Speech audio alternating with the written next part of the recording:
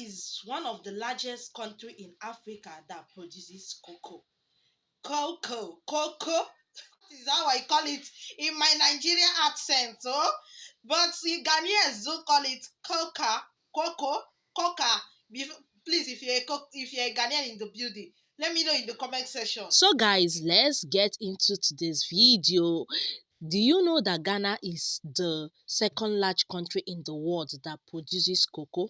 That is after Ivory Coast. Then the next country is Ghana.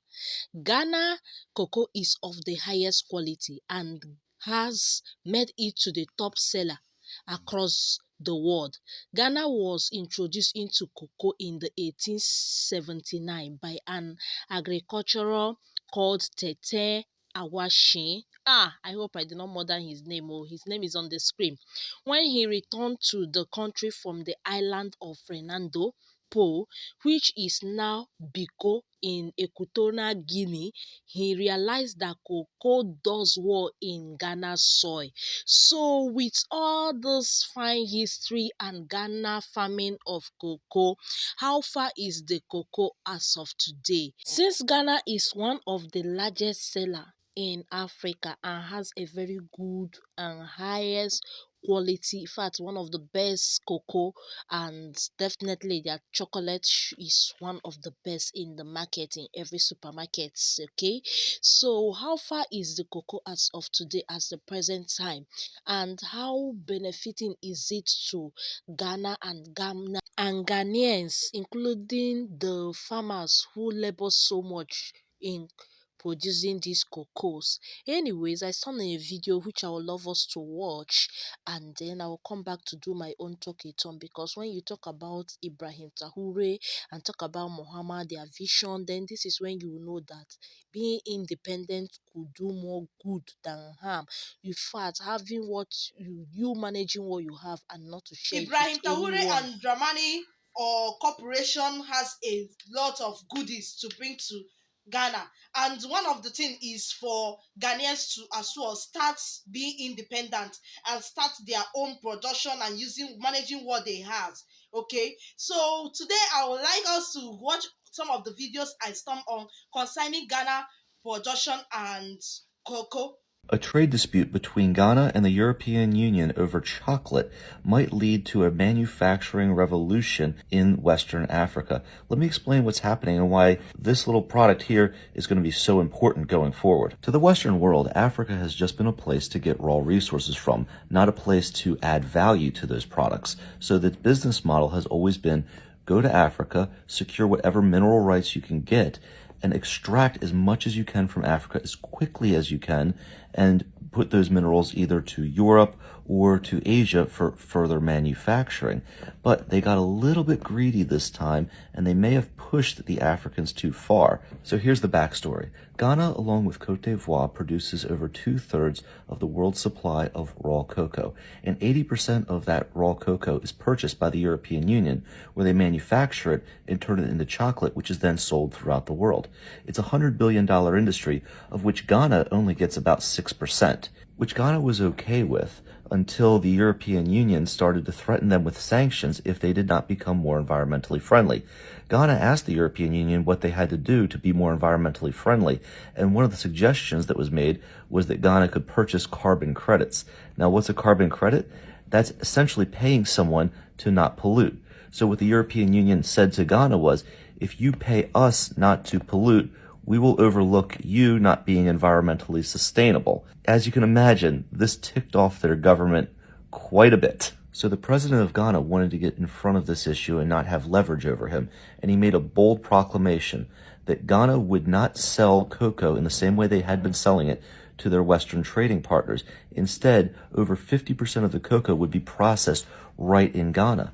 Now, some people scoffed at this because they didn't have the manufacturing capacity to follow through with this proclamation, but they really got aggressive, and they started to recruit some of the best food scientists and manufacturing specialists from Europe to start creating Ghanaian chocolate domestically. And in a power play straight out of a business negotiation handbook, Cote d'Ivoire and Ghana both boycotted the Brussels Cocoa Conference this year showing that they were going to be very serious about declaring their independence from European chocolate manufacturers. If Ghana and Cote d'Ivoire are successful in standing up for themselves against the European Union in this trade conflict, I think this has broad implications to the manufacturing industry across all of West Africa. I believe that we're going to see a lot more factories and a lot more manufacturing done domestically in Western Africa, not simply having the resources shipped to another part of the world to then have the value added. And that makes sense, right? Why would you ship your timber, your cocoa, or any of your resources overseas when you can create a lot more jobs and make a lot more money creating it right in your own backyard? That's why I'm telling my clients to change their mindset on West Africa. Don't think of West Africa as a place just to get resources out of. Think about this as one of the greatest emerging manufacturing markets that's in the world today. Imagine you could have been in China in 1980 setting up their manufacturing, or Southeast Asia in 1990 setting up their manufacturing.